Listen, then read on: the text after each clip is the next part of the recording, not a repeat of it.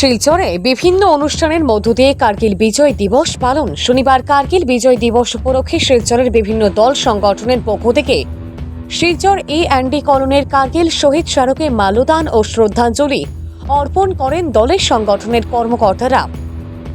এদিন কার্গিল বিজয় দিবস উপলক্ষে দেশাত্মবোধক সঙ্গীত পরিবেশন সহ বিভিন্ন অনুষ্ঠানের আয়োজন করেন দল সংগঠনের কার্যকর্তারা। বক্তব্য রাখতে গিয়ে শিলচরের বিধায়ক দীপাল চক্রবর্তী ও বিজেপির জেলা সভাপতি রূপম সাহা জানান, 1999 সনে আজকের দিনে কার্গিল যুদ্ধ সমাপ্ত করে পাকিস্তানের বিরুদ্ধে জয়লাভ করেন ভারতীয় সেনাবাহিনী।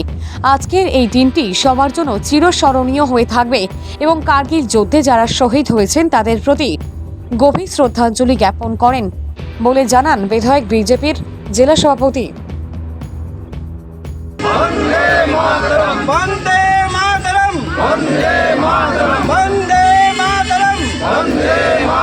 भारत माता की भारत माता की भारत माता की।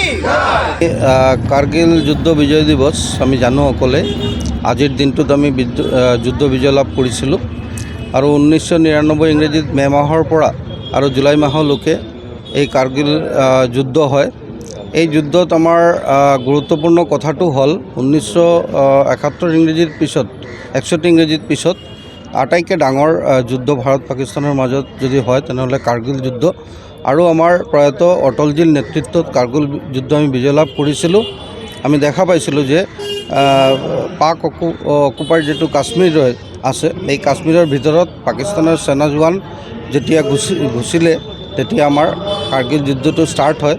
আৰু আমি এটা ভাল এটা পদক্ষেপ আমাৰ তেতিয়া প্ৰধানমন্ত্ৰী লৈছিলে।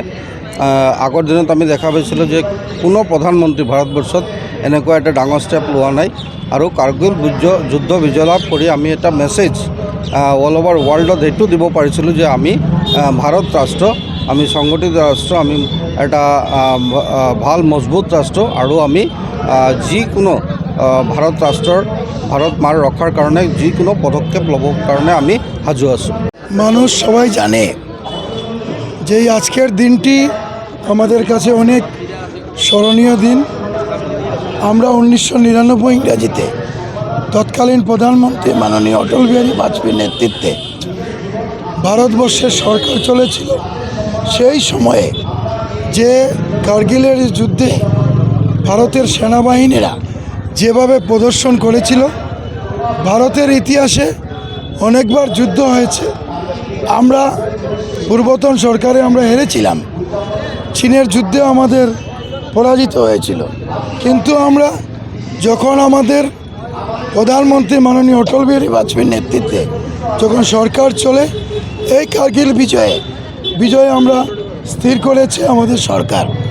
এখন আমাদের এই অঞ্চলেরও দুইজন শহীদ হয়েছেন, আপনারা জানেন, যিনি লক্ষ্মীপুরের নন্দচাঁদ সিং মহাশয়, এখানের চিন্ময় ভৌমিক আমাদের বরকলা অঞ্চলের। দুইজন এই বরাক উপত্যকারও সৈনিক যারা প্রাণ বিসর্জন করেছেন ভারতের সার্বভৌমত্ব, ভারতের অখণ্ডতা রক্ষার জন্য।